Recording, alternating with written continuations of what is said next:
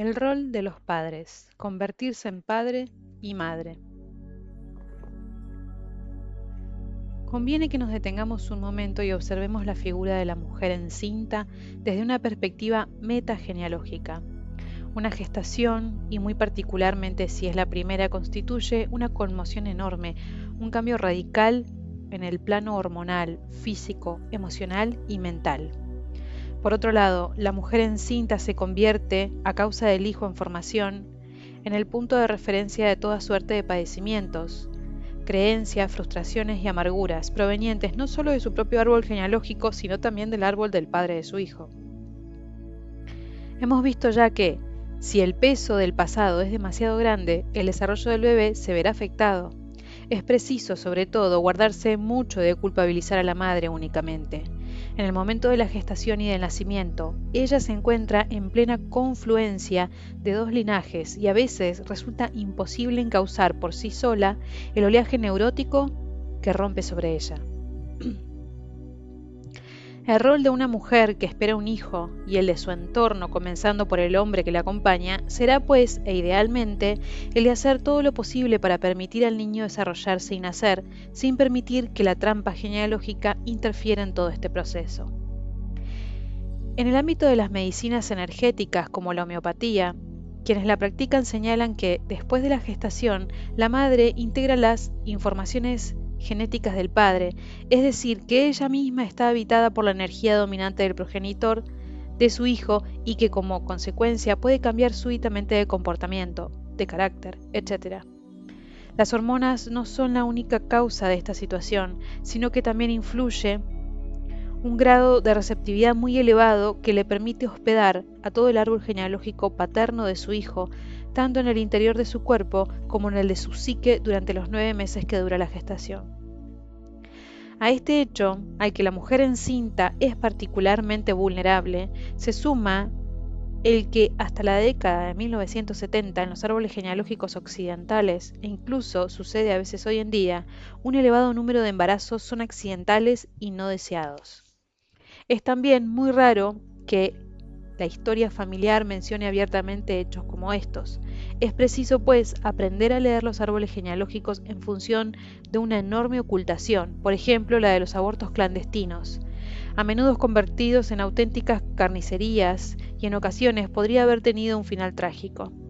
En el árbol genealógico, en general, las mujeres que hayan muerto como consecuencias de una interrupción del embarazo, esto no se reflejará como tal y se dirá que la causa de su muerte fue agotamiento, cáncer de matriz, una inexplicable hemorragia, indigestión u otra patología digestiva, la cos de un caballo o cualquier accidente que pudiera afectar directamente a su zona ventral. Sucede asimismo que se suelen encontrar en la historia familiar algunas mujeres fallecidas a consecuencia de un parto, aunque 6 u 8 meses después de que realmente dicho parto tuviera lugar. En tales casos, se puede suponer que se trata en realidad de las consecuencias trágicas de un aborto espontáneo tras haber quedado de nuevo encinta la mujer. En casos así, se puede llegar a culpabilizar al último hijo vivo, sin razones aceptables, de la muerte de su madre. En el mismo orden de ideas se puede seguir el rastro en varias generaciones de las consecuencias de la muerte durante un parto de una abuela o una bisabuela, descendientes que se casan con médicos, esterilidades, hombres culpabilizados en su sexualidad porque el esperma del marido ha matado simbólicamente a la mujer vía el niño, etc. En fin, el infanticidio es un secreto más habitual de lo que cualquiera se podría imaginar, al igual que en cierta época se consideraba que los niños no sentían nada o que no sufrían. La concepción moral de que el feto o el recién nacido es una persona de pleno derecho es todavía muy reciente. De lo que se trata en realidad es de medir en varias generaciones el sufrimiento que las mujeres padecen tanto en su cuerpo como en su psique, así como la distancia que existe entre su experiencia individual y el rol predominantemente natural e innato que se le ha adjudicado a la madre, sobre cuya ambivalencia toda la psicología del siglo XX ha estado investigando ampliamente. Un rol inducido por la sociedad, la religión y la cultura que inventan y solidifican la idea de una madre idílica que es protectora del hogar, abastecedora de alimento y siempre pendiente de todo, infatigable, animosa, paciente, fuente surtidora de una inagotable dulzura, elegante y digna. Es decir, exactamente el rol al que varias culturas dedican anualmente un día muy particular, el Día de la Madre. La Fête des Mères o el Mother's Day. Pero también está el rol social y culturalmente incluido del padre idílico, que funciona como un modelo, un refugio, un valor de contraste para un gran número de hombres. Guía valiente, seguro, proveedor financiero y garante de la seguridad, el padre por excelencia, infalible y generoso, inflexible y leal, rebolsante de compasión a la vez que guardián de la ley, severo pero justo, etc. A la sombra de estos arquetipos, nosotros querríamos mostrar aquí una lista de elementos que intervienen tanto en la maternidad como en la paternidad, que son las identidades construidas a la vez por las experiencias del pasado. Se es padre o madre como o a pesar de contra los propios padres y por la llegada de uno o varios hijos. Cuando varias personas pertenecientes a una misma hermandad llevan a cabo un estudio de árbol genealógico propio, pueden apreciar rápidamente que primogénitos, medianos y benjamines no han tenido los mismos padres. Para cada niño o cada niña, todos los entresijos concernientes a la maternidad y paternidad se ponen de nuevo sobre el tapete, en función del camino vital de los padres y de la evolución de su nivel de conciencia, y de la personalidad única de cada uno de los hijos, lo cual les provocará una evolución inédita. Existen diferentes tipos de madres y padres, o mejor dicho, diferentes niveles de maternidad o paternidad. Cada uno de dichos niveles es sano y formativo si conduce al nivel siguiente, pero el árbol genealógico son muy numerosos los padres que se detienen o que se ven bloqueados en algún lugar del camino que seguían en tanto que padre o madre. En algún lugar del camino que seguían en tanto que padre o madre y se quedan en una posición de estancamiento, 1, 2, 3 o 4 y se vuelven tóxicos para sus hijos. Nivel 1.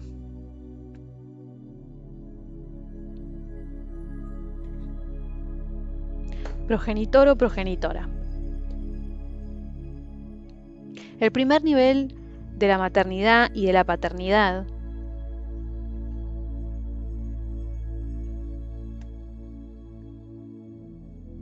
el que se corresponde con la inseminación convertida en una realidad tangible. La mujer encinta se reconoce como tal, acepta con alegría esa mutación de su identidad personal. A partir de ese momento, la mujer llevará una vida dentro de sí que no es la suya propia y que ha sido engendrada por su unión con un hombre. Este, a su vez, reconoce que su sexualidad no se ha manifestado con el único objetivo de lograr placer momentáneo que supone la eyaculación, sino que su esperma, al encontrarse con el óvulo de la mujer con la que ha hecho el amor, va a engendrar un ser vivo. También para él comienzan a cambiar las cosas, aunque no en el interior de su cuerpo. El padre comienza a imaginar su futuro hijo, siendo generalmente la tentación de hacer de él un retrato mejorado de sí mismo.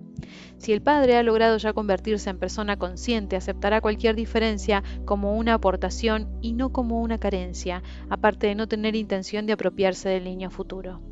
Pero si los padres se retraen y se estancan en este nivel, darán lugar a la aparición de una madre asesina, un padre rencoroso. Ella no tiene el menor deseo de ser madre. Ella lo que quiere únicamente es reafirmarse en que es una mujer. La razón de este deseo suyo podría estribar en que su árbol genealógico hubiera favorecido exageradamente a los varones, otorgando a las niñas un papel secundario. Desatendida de su padre, mantiene una gran rivalidad con su madre o con los hombres de la familia, y en el fondo se siente carcomida por un sentimiento de impotencia y esterilidad. Pero una vez que ella se haya afirmado en su propia capacidad para concebir un hijo, podría abortar despreocupadamente. Este hecho la habría servido únicamente para asegurarse de que puede, es decir, para afirmar la vitalidad de su centro sexual creativo. Si en cambio decidiera conservar al niño, estaría corriendo el riesgo de convertirse en una madre asesina sin ningún deseo de quedarse encinta ni de traer un hijo al mundo, ni tampoco de ocuparse de él. De igual manera, hay padres asesinos, a los que podríamos denominar hedonistas sin futuro, hombres que odian a su madre o a las mujeres en general y que se refugian en una huida inmadura o un sadismo reivindicativo. En el primero de los casos, el hombre, atemorizado por la responsabilidad que implica fundar una familia, sentirá el impulso de huir a toda prisa. Si se ve forzado a quedarse a su pesar, cubrirá de sarcasmo y desprecios a esa mujer y a ese hijo que integrará en una familia que él nunca ha querido tener, o rehusará comunicarse con ellos encerrándose en un silencio agresivo. La segunda categoría esconde a todos esos seductores impenitentes de conductas sádicas, a los violadores, a todos aquellos hombres que utilizan su esperma como un arma. Un caso extremo, aunque muy representativo, es de un escultor chileno de ascendencia germánica, fanático seguidor de las ideas nazi, que a principios de los años 50 seducía a jovencitas judías a las que conocía a la salida del liceo. Las dejaba embarazadas y se presentaba en la casa de sus padres vestido con un uniforme de la SS. Proponía matrimonio a la desdichada o, previa suma de dinero considerable, la invitaba a salir de su vida para siempre. Nivel 2. La madre clueca o el padre proveedor. En este nivel, la gestación se vive como un periodo sumamente dichoso. La mujer encinta pone toda su energía al servicio de esta incubación en la que el niño va creciendo poco a poco en el interior de su vientre.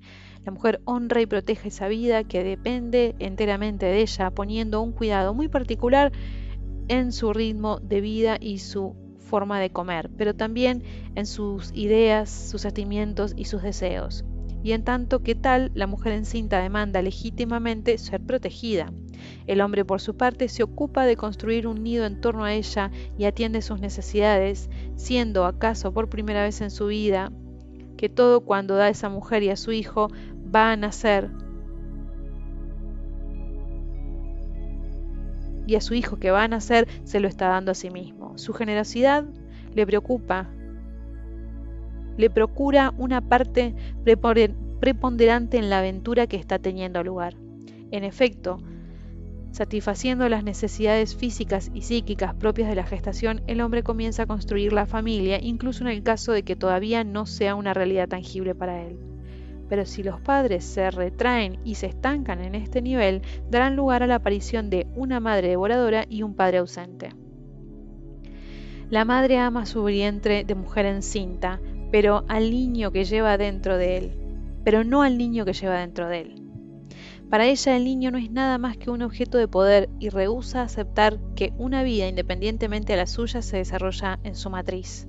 Acepta los cuidados que se le prodigan mientras niega la existencia individual del bebé, quien para ella no es más que un medio de existir ella misma, de ser centro de atención. Si el niño esperado es un varón, es posible que en su caso represente ese falo que ella nunca tuvo y que por fin lleva en su cuerpo. La madre corre el riesgo de desaprobar completamente al niño en el momento de su nacimiento, o por el contrario, hacer de él un tentáculo, creando una simbiosis en la que él será prolongación de su propio cuerpo, de sus propios deseos y de su propia voluntad.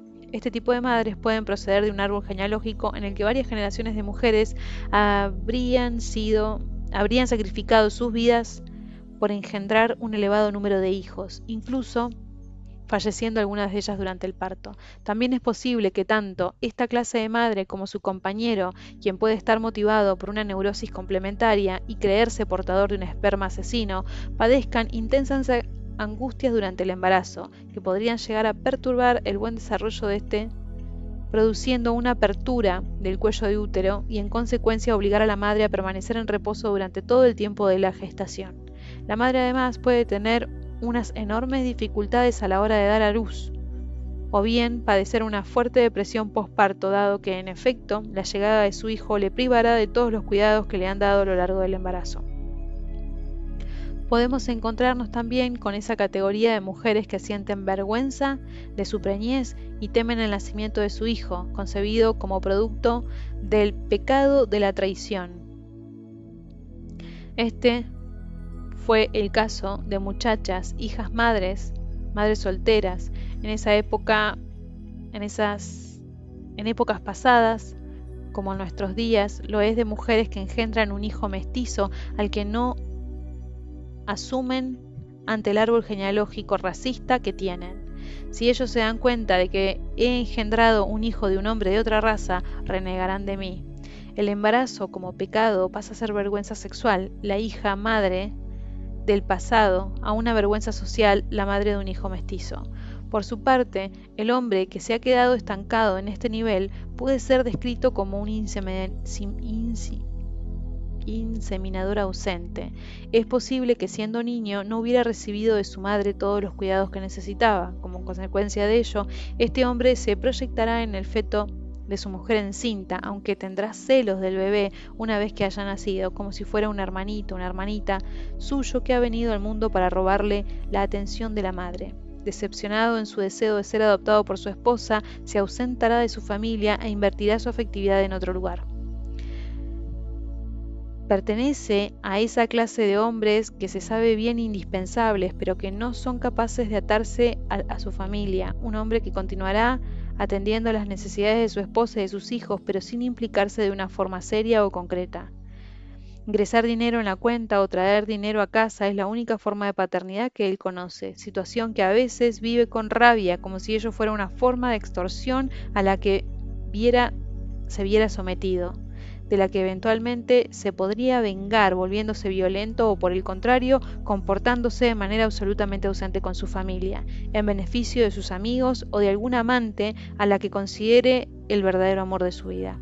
En esta categoría se pueden encontrar hombres que, si están casados, lo hicieron únicamente por acceder a los deseos de sus progenitores o determinadas instancias de la sociedad en la que viven, por haber dejado embarazada a una mujer joven o porque les resulta indispensable contraer matrimonio con una mujer de su mismo estatus social, dentro de lo que sería un matrimonio acordado.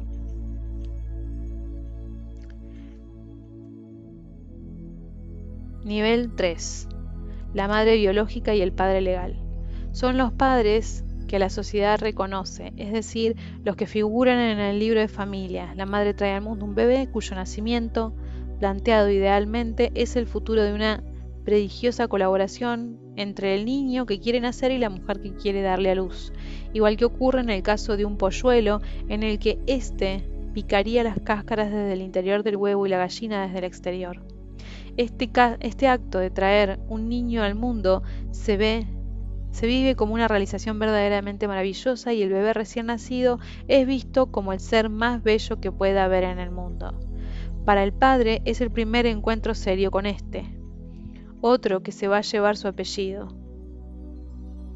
Finalmente el niño quedará inscrito de una manera tangible en su linaje. Por su parte, el proceso de adopción se puede poner de relieve en este nivel. En efecto, muy frecuentemente el viaje real o simbólico que une a los padres con sus hijos adoptivos es vivido simbólicamente también como una prueba iniciática con desenlace feliz, un evento comparable al parto. El momento del reconocimiento entre padres e hijos, que sella su pertenencia a una familia, es narrado con frecuencia con una gran emoción. Desde el instante en que la vimos, supimos que era él, ella, o cuando puse mis ojos en los de aquel pequeñito, comprendí que yo era su madre. Pero si los padres se retraen y se estancan en este nivel, darán lugar a la aparición de una madre seca y un padre castrante. Una vez nacido el niño, la historia se acabó. Los padres no están en ningún caso dispuestos a ir más lejos de la satisfacción narcisista de haber hecho eso. Pero ese pequeño ser que llora, grita, hace caca y quiere mamar en todo momento, los incomoda enormemente. A ellos les gustaría haber tenido de una vez y para siempre, un hijo que permaneciera quieto, sentado en su pequeño trono durante toda la vida, como si fuera un cuadro o un animal de compañía. La madre se niega a darle pecho o bien sufre patologías que se lo impiden. Se adelanta para ir a su trabajo o sufre alguna enfermedad que le impide ocuparse del niño, razón por la cual encomienda la tarea a una cuidadora o algún miembro de su familia. Pero esto no le impedirá sostener en una conversación que ese niño es lo mejor que ha hecho en toda su vida. En ciertos casos, ella evocará del parto lo maravillosamente bueno que fue, recordando frases hechas del tipo «saliste tú solito, saliste con una gran facilidad» o peor todavía, «no duró más de lo que se necesita para ir al cuarto de baño», comparando la salida del bebé con la de una caca, con una obra esculpida por ella y posteriormente abandonada. Ciertas mujeres expresan su rechazo a amamantar a su hijo, asegurando que el hecho de tener una criatura prendida de su pecho les hace sentirse como un animal, o también invocando el miedo que sienten a ver sus senos, adalidades de su capacidad de seducción totalmente deformados por la culpa de la lactancia.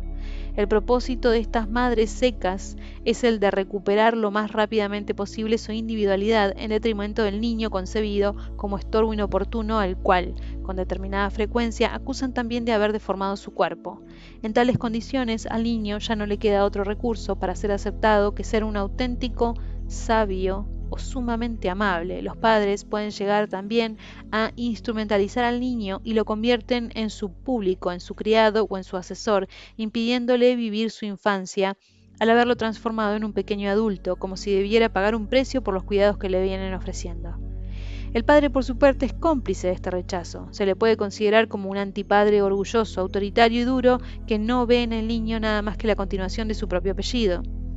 Lo que está en juego no es una simple relación de cariño, sino una transmisión jerarquizada en la que el niño es el subalterno del padre y más adelante su empleado o su clon. El padre sometería al niño a un auténtico proceso de doma, con el fin de modelar a él a la imagen que más le convenga y sin tener en cuenta en lo más mínimo su auténtica identidad, debido a que el padre considera a este heredero de su apellido una prolongación pura y simple de él mismo. Son muy numerosas las dinastías en las que se pueden encontrar ejemplos de estos niños a quienes se abruma con el papel de herederos y se les niega su propia individualidad.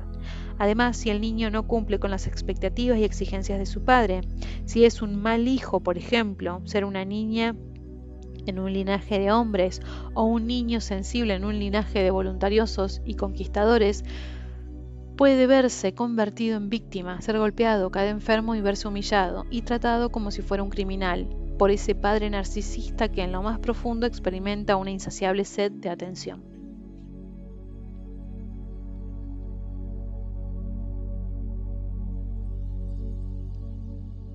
Nivel 4. La mamá, el papá. Una vez que nace el niño, los padres se dedican a alimentarlo, a educarlo, a ocuparse de él para permitirle crecer como es debido. Ellos le comprenden y le acompañan en todas y cada una de las etapas de su infancia, jugando con él, ofreciéndole un entorno estable, reafirmante, tierno y confortable. Pero si los padres se retraen y se estancan en este nivel, darán lugar a la aparición de unos padres infantilizadores, madre posesivo, padre invisible. El estancamiento en este nivel, que parece de unos padres perfectos, consiste en no permitir que su hijo se convierta en un adulto cuando llegue a la pubertad, cuando económicamente sea independiente, cuando encuentre a su pareja para toda la vida o cuando se convierta ella a su vez en padre-madre. Los padres infantilizadores, al no poder soportar la pérdida de su pequeño, lo castigan con distintos métodos, culpabilizándolo de todo, sintiéndose ellos enfermos, etc., o con conductas agresivas aparentemente inexplicables, llegando incluso a desheredarlos. En esta categoría se hallan padres que, por ejemplo, fallecen en el momento en que su hijo se casa o cuando nace el primer nieto. Asimismo, en esta categoría se pueden encontrar madres que han estado dando de mamar a sus hijos hasta los 4 o 5 años. Los padres infantilizan a sus hijos cuando se niegan a verlos crecer, como por ejemplo quienes llaman a su hijo de 19 años mi bebé o mi niño y todas las noches entran en su cuarto para remeterle la colcha. En ciertas ocasiones, uno de los padres considera a su hijo como si fuera exclusivamente su propiedad e intenta invadir su psiquismo, penetrándose como presentándose como la madre perfecta o el padre que todo lo sabe, o al revés, exagerando su aflicción y exigiéndole que no le abandone bajo ningún concepto. Estos padres son verdaderas sanguijuelas incapaces de dejar ir a su nutricio tesoro, inculcando a tal fin a su hijo su auténtico terror y rechazo hacia el mundo exterior y haciendo de él, consecuentemente, un misántropo, una persona antisocial o un inadaptado. En estos casos los padres se niegan a ver lo que no han engendrado un niño para ellos, sino para que él se convierta en un miembro a tiempo completo de la sociedad humana.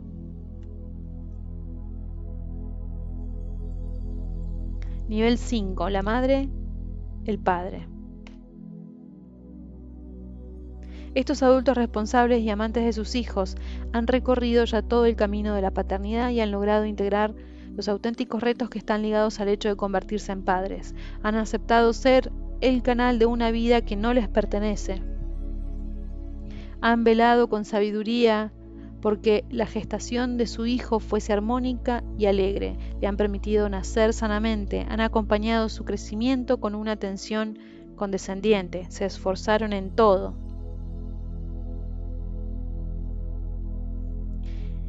En todo instante para ayudarlo a desarrollar sus cualidades verdaderas y exclusivas, pero sabiendo también que ese hijo, hija, no les pertenecía, que ellos solo lo preparaban para que pudiese volar un día con alas propias.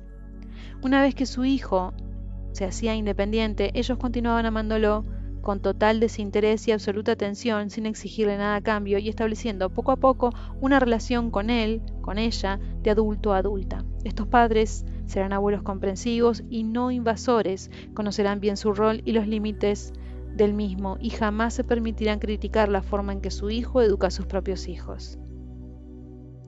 El pediatra y psicoanalista inglés Donald W. Winnicott solía hablar de madres corrientes capaces de una abnegación normal, sanas de cuerpo y espíritu, satisfechas con su sexualidad.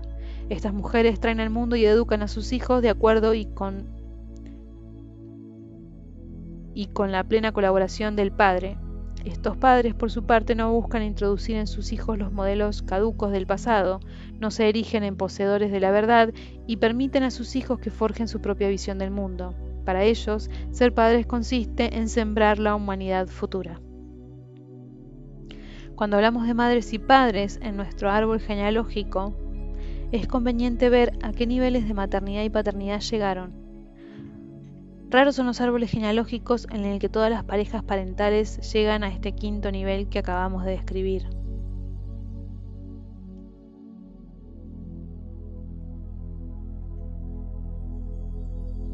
Nacer, renacer, del nacimiento a la natividad. El nacimiento que cada uno de nosotros ha vivido o sufrido está estrechamente ligado al estado de conciencia en el que se encontraban nuestros padres, nuestro árbol genealógico y la sociedad con la que nos encontramos cuando vimos la luz del día por vez primera. De esta llegada nuestra al mundo dependerá la concepción que después tendremos de todo nacimiento, es decir, de todo cambio, real o simbólico, de estado de identidad, de lugar, de situación y hasta del último tránsito que conocemos, la muerte. El trabajo sobre el nacimiento es por consiguiente un elemento crucial para poder evolucionar, dado que gran parte de nuestra resistencia frente a nuestro propio progreso reside en la trampa del nacimiento, tal cual está impreso en todos nosotros. Si las investigaciones de Arthur Janov han sido fundamentales para poner en evidencia las influencias de los traumas del nacimiento sobre la vida adulta, por contra, la terapia primaria y todas las formas terapéuticas convencionales se inclinan más o menos directamente por continuar funcionando sobre unos presupuestos heredados del psicoanálisis.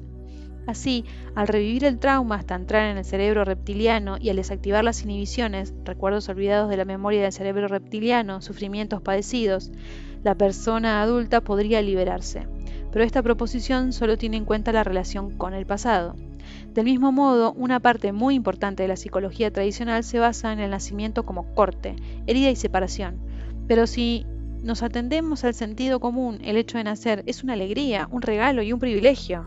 En efecto, desde el momento en que nacemos, entramos en el mundo de la conciencia en un estado de amor y felicidad. Según todas las tradiciones filosóficas orientales, el universo está regido por una triple ley: crear, conservar y destruir. 3 movimientos representados por los dioses: Brahma, Vishnu y Shiva, Trimurti o Gran Trinidad del panteón hindú. Estos 3 tiempos del ser tienen lugar en la mayor de las alegrías. En efecto, el momento de su declive no es ningún drama para la naturaleza, porque del invierno nacerá la primavera, plena de nuevas posibilidades de vida y creación.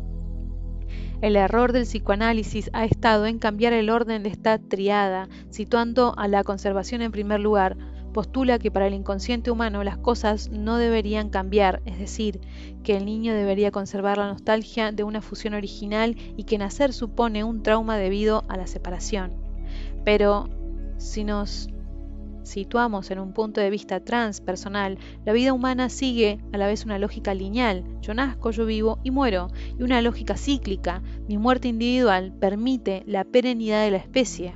Ciertamente, desde un punto de vista individual, todo final es trágico porque nos reenvía a la indiferencia del universo con respecto a nuestra destrucción.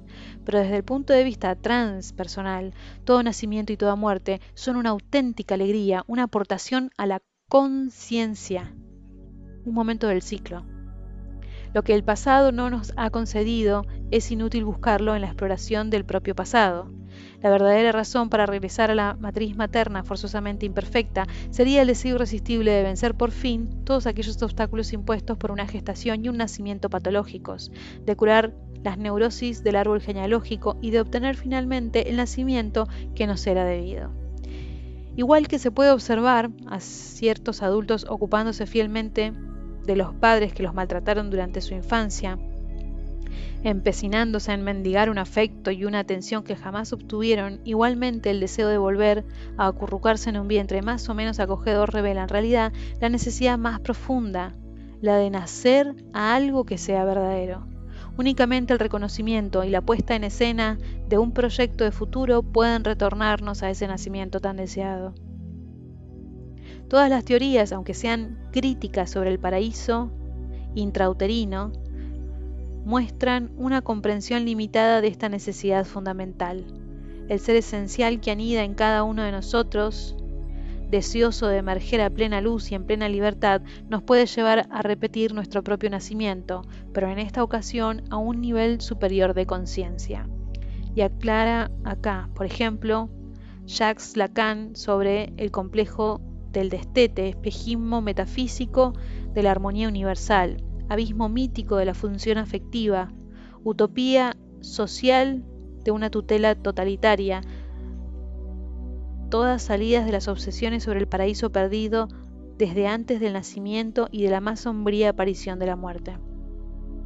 Numerosas culturas, tildadas habitualmente de primitivas desde tiempos inmemoriales, han venido poniendo en escena determinados rituales evocadores de la gestación y el nacimiento que tenían por objetivo la purificación de los miembros de la sociedad, es decir, la finalidad de convertirlos en personas más humanas, más fuertes y más capacitadas.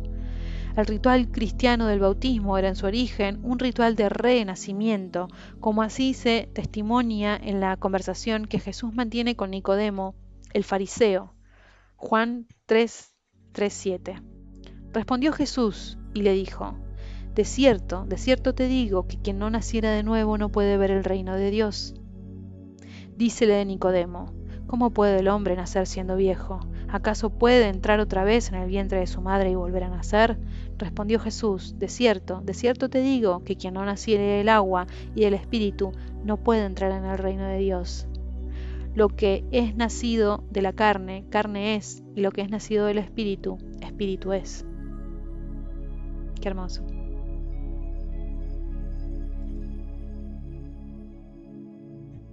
Este nacimiento del agua y del Espíritu suponía una inmersión completa, símbolo del retorno al agua matricial, a la que se añadía la bendición del oficiante, símbolo del Espíritu paterno por excelencia, es decir, de la conciencia divina.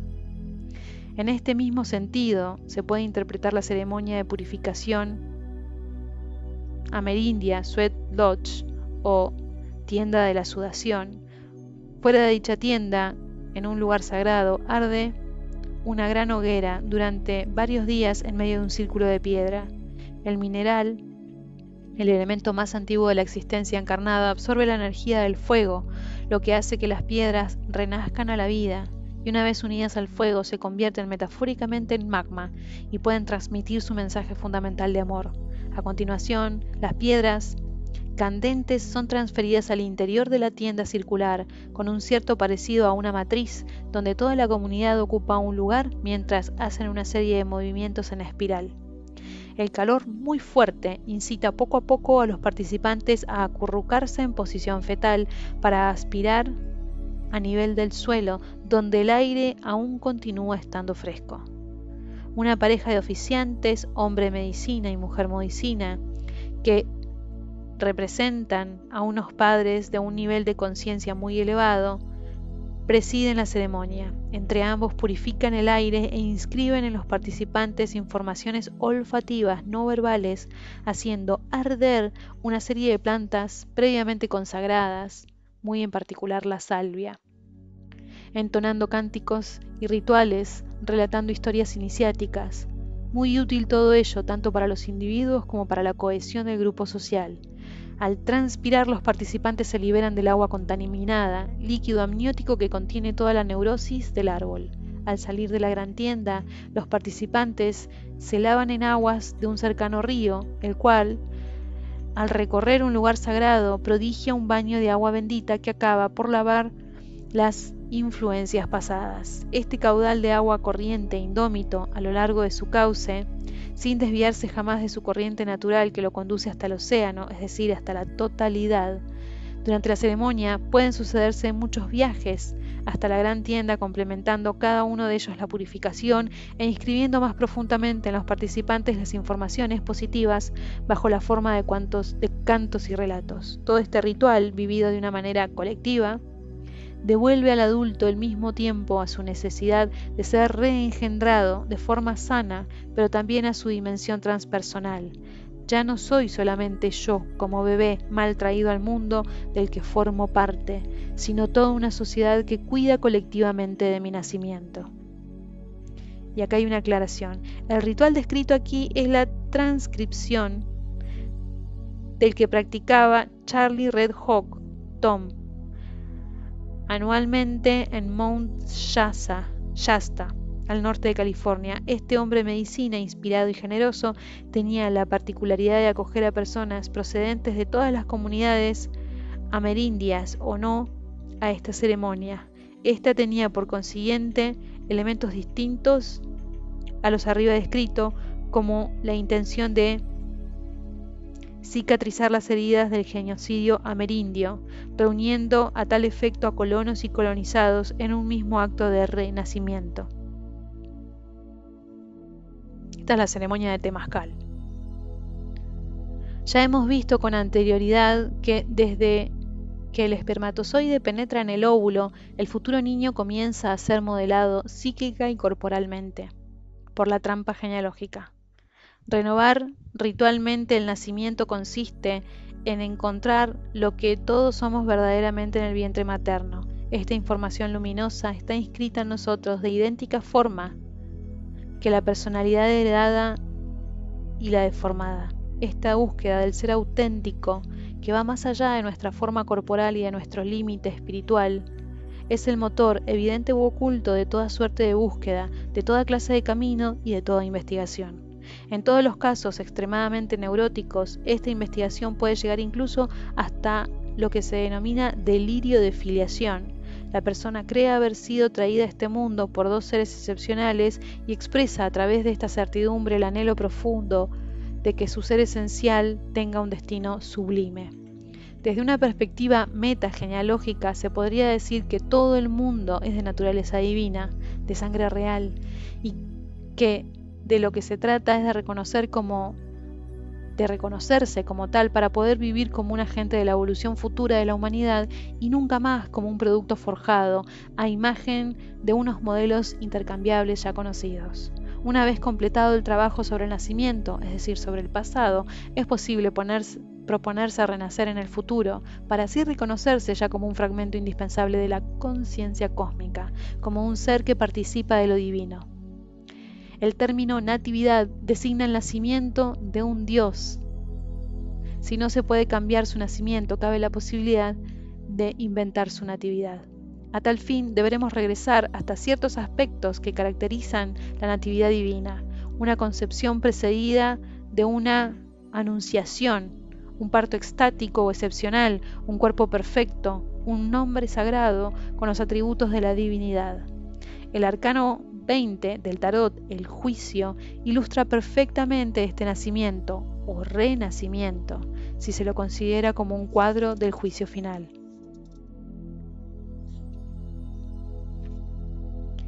Entre una mujer y un hombre, un ser sin determinación sexual con el cuerpo de color azul claro, como el de algunas divinidades hindúes, emerge a la vida por la llamada irresistible de un ángel que representa la voluntad cósmica. Este nacimiento se efectúa bajo el impulso de una entidad espiritual y entre dos padres presentes. En su autenticidad más pura están desnudos y exactamente al mismo nivel. Y la criatura nace. Antes que ser niño o niña, es ante todo un ser con el cuerpo de color celeste, igual que las nubes que rodean al ángel. Los tres protagonistas humanos oran cuando el ángel agita una bandera con una cruz grabada, símbolo de la unión entre la realidad horizontal humana y la realidad vertical espiritual. La Anunciación. Un nacimiento ideal supone un acuerdo entre la voluntad de la conciencia universal y la aceptación de quienes lo acogen en el plano terrestre. He ahí por qué la natividad mítica de los dioses está frecuentemente precedida en las tradiciones religiosas por una anunciación, es decir, por un ser celeste que propone y un ser terrestre que acepta. El ejemplo más conocido de nuestra cultura es el de la Anunciación a María. El arcángel Gabriel anuncia el nacimiento de Jesús a María, que responde: «He aquí a la sierva del Señor, hágase en mí según tu palabra». Lucas 1:38. Pero en este sentido también se podría citar el ejemplo del nacimiento de Hatshepsut, reina de la 18ª dinastía egipcia, cuyo nacimiento se imputa a un coito habido entre la gran esposa real y el dios Amón, que finalizada la cópula anunció a la reina que dentro de ella llevaba la heredera. Ella ejercerá esta ilustre y benefactora función real en este país entero. Para ella será mi valor, para ella mi pujanza, para ella mi fuerza, y yo le aseguraré su protección mágica detrás de ella cada día. Todo nacimiento implica dos hechos: una revelación de la conciencia universal, la anunciación, y el conocimiento de la voluntad humana, la recepción. Si María hubiera respondido al ángel: «Yo quiero ser libre y rehúso aceptar su proposición», el Salvador no habría nacido jamás. Pero cuando María entona su Magnificat, ella está encarnando una verdad universal. No es la madre la que hace al hijo, sino que es el hijo el que se hace dentro de ella. Este niño no va a venir al mundo porque él es ya el producto del universo. De la misma forma que en la fruta no viene de un árbol, sino que es producida por él. Todo ser recién nacido tiene la misión de cambiar el mundo, comenzando por su madre. Cuando María acepta la Anunciación, cuando los moldes del pasado y los proyectos del futuro se complementan, ella se muestra dispuesta a engendrar a un ser único y mutante. Se muestra carnalmente disponible para que esa encarnación tenga lugar. El cuerpo naciente, impregnado de espíritu, se libera de las intimidaciones de sus ancestros.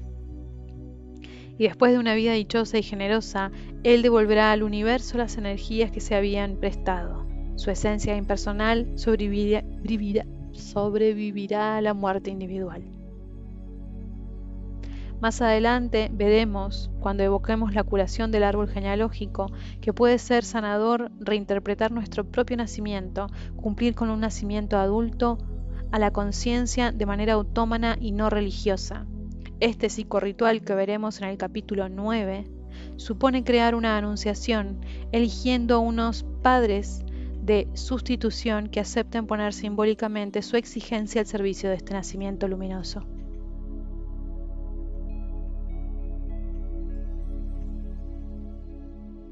Nacimiento extático y parto orgásmico. Siglos de ideología masculinista han llegado a transformar el útero femenino en un nido pasivo e inerte, en el mejor de los casos y en un lugar frecuentemente suficiente, incluso tóxico en muchos otros. La mayoría de las mujeres procedentes de culturas patriarcales, incluso en nuestros días, solo conocen de su útero las dolorosas contracciones que se producen al momento de la regla, y esto es consecuencia directa de una infravaloración secular del sexo femenino. En el año 1982, la pediatra psicoanalista francesa Françoise Dolto metió el lobo en el redil al describir la función de las contracciones uterinas durante un orgasmo completo, ese que designa bajo el curioso nombre de orgasmo útero-anexial. Y hace un detalle del libro del que saca eso: toda mujer haya reconquistado la integridad de su cuerpo, toda mujer que haya reconquistado la integridad de su cuerpo ha experimentado, a veces en el mayor de los secretos, esta dimensión voluptuosa de la contracción uterina, y después lo podría experimentar en uno de estos partos orgásmicos que están siendo estudiados y que ya han comenzado a ser descritos en estos días, aunque generalmente se hayan tropezado con el mayor de los escepticismos y en ocasiones con reacciones escandalizadas. El impensable orgasmo de la madre provocado por el nacimiento de su hijo llega a tocar el corazón mismo del tabú y del incesto. El sentido común nos indica, por consiguiente, que dado que las contracciones uterinas armoniosas son la mejor garantía de la buena salud del aparato reproductor femenino, el colmo de la salud consistirá en parir en medio de un placer extático. Imaginemos por unos instantes lo que esta experiencia puede producir en el niño que está a punto de nacer. Las contracciones comienzan en el fondo del útero y van progresando hacia adelante como si fueran olas de un movimiento muscular impregnado de felicidad. El niño entonces coloca sus pies y su pelvis en medio de esta corriente con el deseo de dejarse llevar sin oponer resistencia. Poco a poco las contracciones aumentan y el niño se integra en ellas como si formaran parte de su propio esfuerzo. Las contracciones le impulsan hacia adelante, incitándole a orientar su cráneo todavía ovoidal hacia los diámetros más holgados de la pelvis materna para luego ir deslizándose poco a poco hacia el canal uterino. En esta oscuridad todavía bañada de un extático esfuerzo, una memoria celular le recuerda la existencia de la luz y por medio de un movimiento ondulatorio que gira todo su cuerpo y ayudado por las contracciones maternas coloca su cabeza en dirección a esa luz que le espera. Una manera de oxitocina, la también llamada hormona del amor maternal, provoca una relajación de los ligamentos existentes entre las dos mitades del arco púbico y facilitando así el descenso. La boca del bebé roza como en un beso las paredes entre las cuales se mueve en espiral. El niño deja detrás de sí el líquido amniótico que, del alimento que era, se convierte en un lubricante que le permite deslizarse con más facilidad. Así el bebé puede ya girar la cabeza, lo que le evita golpeárselas con las protuberancias del hueso sacro. Este último giro le permite frotarse contra las paredes de la vagina, fricciones que estimulan, entre otros, su sistema urinario y gastrointestinal y respiratorio. Las últimas contracciones, que son las más fuertes alrededor de su tórax, le ayudan a vaciar el líquido contenido en su estómago y a comenzar a respirar. Con toda la alegría que genera el trabajo bien hecho, el niño entra al mundo. Su primer contacto con el oxígeno no es doloroso y forzado, sino que se lo va aportando gradualmente el cordón umbilical que aún late y que algún médico o enfermera no van a cortar antes del momento preciso. Si el agua matriarcal o la oscuridad de la gestación nos unen a nuestra madre, la luz que el niño descubre al nacer y las primeras bocanadas de aire que respira tras salir del vientre materno le ligan al Padre, que es el aliento y el sol. Entonces modeló Yahvé Dios al hombre en arcilla y sopló en su nariz aliento de vida, y fue así el hombre un ser animado. Génesis 2:7. Este primer contacto con el aire, en el que se puede aprender de una manera perfecta a respirar a pleno pulmón y sin coacción, determinará más adelante el sentido de la libertad. Libertad de respirar, de ir y venir, de ser. Es la afirmación de la individualidad, el intercambio que se produce entre el aire, que es de todos, y un organismo único. En los mitos griegos, incluso si se produce el doloroso vagabundeo que con frecuencia precede al parto, el dios o el héroe, nada más salir del vientre materno, salta hacia la luz en una explosión de júbilo. Su nacimiento es sinónimo de libertad y de perfección, como es el caso de Atenea saliendo del cráneo de Zeus, armada hasta los dientes y lanzando un victorioso grito de guerra. Nadie se atreve a golpearle las nalgas, tampoco a impedirle respirar. Luego llega el momento de la lactancia, que viene a satisfacer otra necesidad fundamental: ser alimentado. Idealmente la leche surge de las mamas maternas como una explosión de júbilo, como sucede en una de las versiones sobre el nacimiento del dios indio Ganesha. Su madre Parvati, esposa del dios Shiva, había traído al mundo, o admitido, según otras versiones, a su primer hijo, Skanda o Kartikeya. Ese acontecimiento le produjo tal entusiasmo que una leche sagrada comenzó a fluir copiosamente de su seno. Tras mezclar dicha leche con pasta de sándalo, Parvati esculpió a Ganesha. Esta leche sagrada, verdadero elixir de la vida, le puede producir únicamente una mujer equilibrada, liberada de las trampas de su árbol genealógico. Su pecho se adapta con perfección a la boca de un niño y la succión le provoca sensaciones voluptuosas que, directamente relacionadas con movimientos uterinos, permiten a la matriz recuperar su lugar y sus tamaños iniciales. Ella conoce espontáneamente la mejor forma de mantener a su hijo entre sus brazos, mientras que éste recibe el alimento exacto que sus papilas gustativos y su organismo necesitan. Estos nacimientos extáticos son característicos, según la mentalidad popular, de dioses, reyes, héroes y profetas, y todo ritual de renacimiento se fundamenta en este deseo de nacer en medio de una felicidad plena.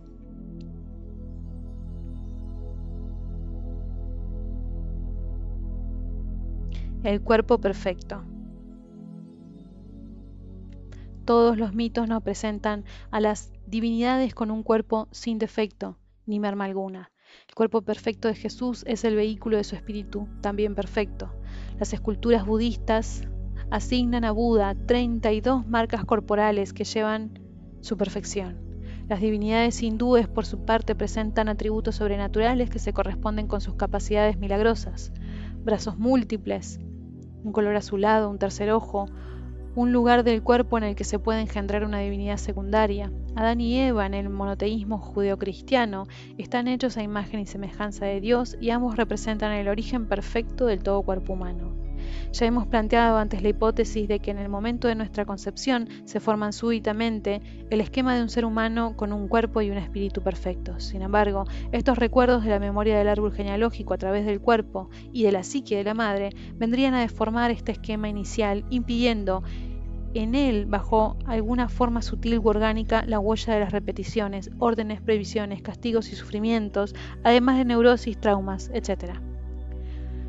Podemos pues aceptar como base de trabajo la creencia de que en todos y cada uno de nosotros ese embrión que fuimos se vio desviado en algún momento de la perfección original. Y es que la mayoría de las personas se siente espiritualmente limitada y corporalmente imperfecta.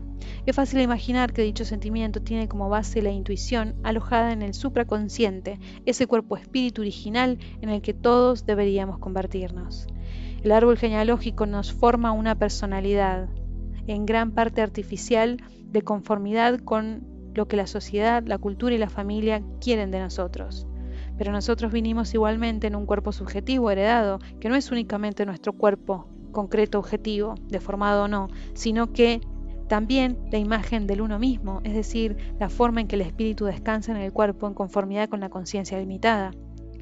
Los 5 sentidos padecen de una imposición familiar y social sobre los actos fundamentales de ver, oír, oler, gustar y tocar.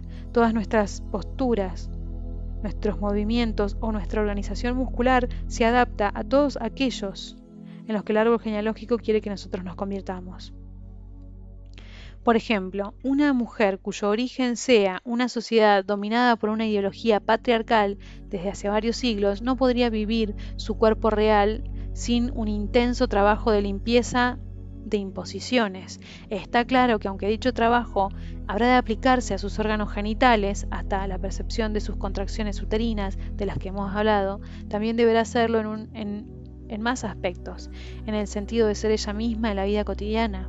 Un gran número de técnicas posturales y de artes marciales se emplean para dotar al cuerpo del hombre de una independencia de nuestra herencia, como decía muy acertadamente Moshe Feldenkrais a propósito del judo.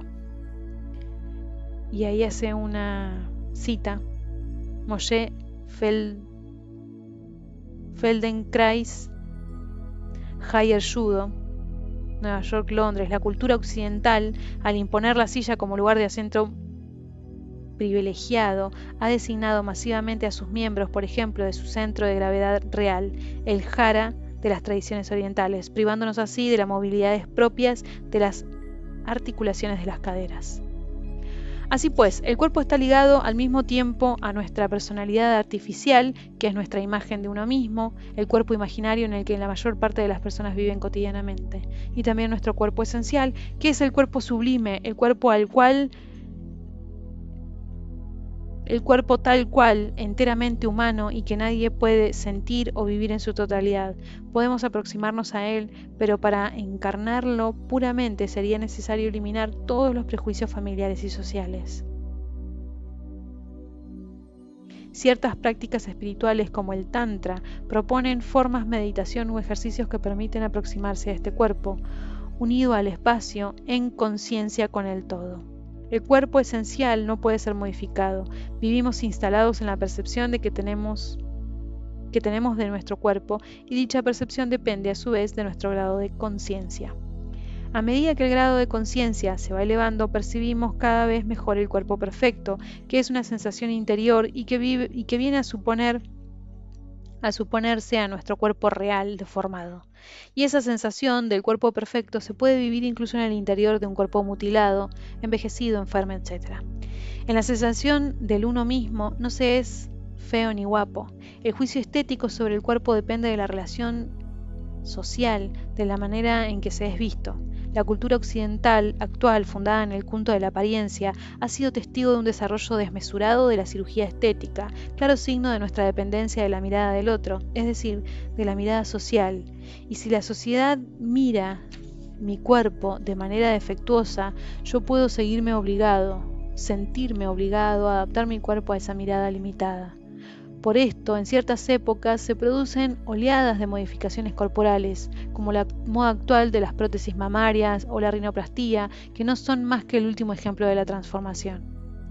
Las modificaciones corporales presentes en la mayor parte de las sociedades, ya sean esas primitivas o no, desde los collares de las mujeres jirafa, al desarrollo y expansión de la cirugía estética pasando por los corsets occidentales o los pies vendados de las mujeres en la cultura china, quizás no son otra cosa que la huella social y normativa, a menudo en detrimento de las mujeres cuya autonomía representa una amenaza real o imaginaria. De esa nostalgia de un cuerpo perfecto tan latente como deformada, en la que se busca encontrar la realidad, engordando o adelgazando, tiñéndose el cabello o la piel, depilándose, haciendo crecer tal o cual músculo o rebajándose este o aquel otro hueso, según las exigencias de la época y la moda de un determinado momento. Pero, sin embargo, el cuerpo perfecto es virtualmente capaz de llevar a cabo acciones que todavía resultan imaginables para la humanidad actual. La humanidad se ensueña colectivamente capaz de volar o levitar, fenómenos a veces atribuidos a santos o magos. Además, recientes descubrimientos de la ciencia han confirmado que el cerebro humano, cuando calcula un movimiento que se dispone a efectuar, jamás tiene en cuenta el peso, es decir, la gravedad. La neurofisiología y la fisiología de la acción nos confirman que el cerebro humano está organizado para que podamos vivir fuera de la gravedad, lo cual quiere decir que somos virtualmente independientes de la gravedad. Los cosmonautas que pasan varias semanas en plena ingravidez del espacio, al ingresar a la Tierra, solo tienen que actuar una simple reducción de una simple reeducación de la masa muscular sin presentar lesiones cerebrales alguna ni tampoco desorientación. Este ejemplo ilustra muy bien el hecho de que el cuerpo perfecto es también un cuerpo humano total virtual, pero al que es aconsejable acercarse lo más posible.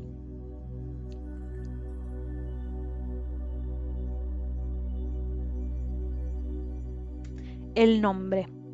En todas las culturas, la primera cosa que hace una familia cuando nace un niño es ponerle uno o varios nombres. En algunas, el nombre que recibe el niño al nacer puede evolucionar a medida que va creciendo su persona, pero en nuestra sociedad, a pesar de dichas evoluciones, tenemos generalmente un nombre de referencia para toda la vida. Ese nombre propio que repetimos y oímos repetir a lo largo del tiempo, desde nuestro primer aliento hasta el último, funciona en cierta medida como un mantra de la tradición oriental, un sonido repetitivo que puede ser beneficioso si supone una llamada a las fuerzas de la vida y la conciencia, o por el contrario, resulta terriblemente tóxico o por su poder hipnótico. En la mayoría de los casos, el nombre consolida una identidad limitada. Sin embargo, las deidades suelen tener varios nombres. Por ejemplo, Jesús, Cristo, representa a la vez la encarnación, Jesús, y la naturaleza divina, Cristo. Los dioses indios tienen numerosos nombres que los designan bajo diversos aspectos y fuerzas de sus diferentes cualidades. Son numerosos, igualmente, los dioses que están representados por unas perífrasis que remite a su magnificencia, es decir, al carácter extraordinariamente sagrado de su nombre. Ra, dios egipcio del sol, es el que es en su disco, como los judíos consideran una divinidad inefable, Yevá, Yod, He, Bab, He, para evitar pronunciar el tetragrama sagrado de su nombre, emplean la expresión Adonai, el Eterno, o Elohim, el Poderoso. De manera inversa, un objeto no tiene más que un nombre que nos describe para qué es útil.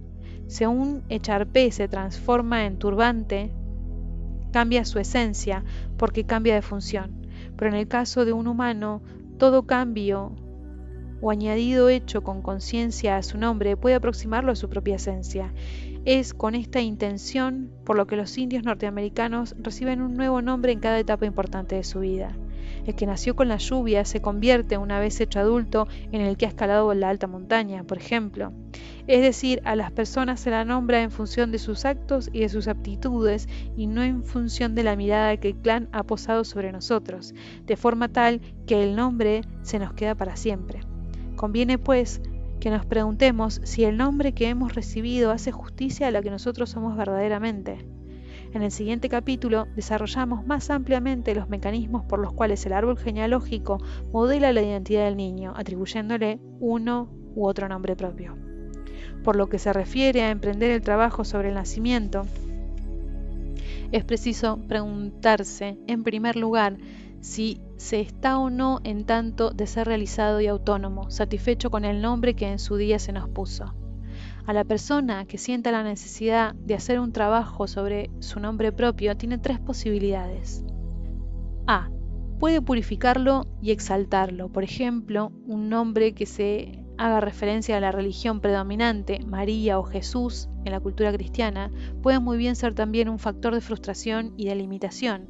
Si lo que el árbol genealógico ha absorbido es una comprensión limitada y encorsetada de tales arquetipos, es decir, María como una virgen frustrada y sufridora, y José como un viejo castrado inexistente, en vez del factor de exaltación del que realmente es si se le lleva su nombre,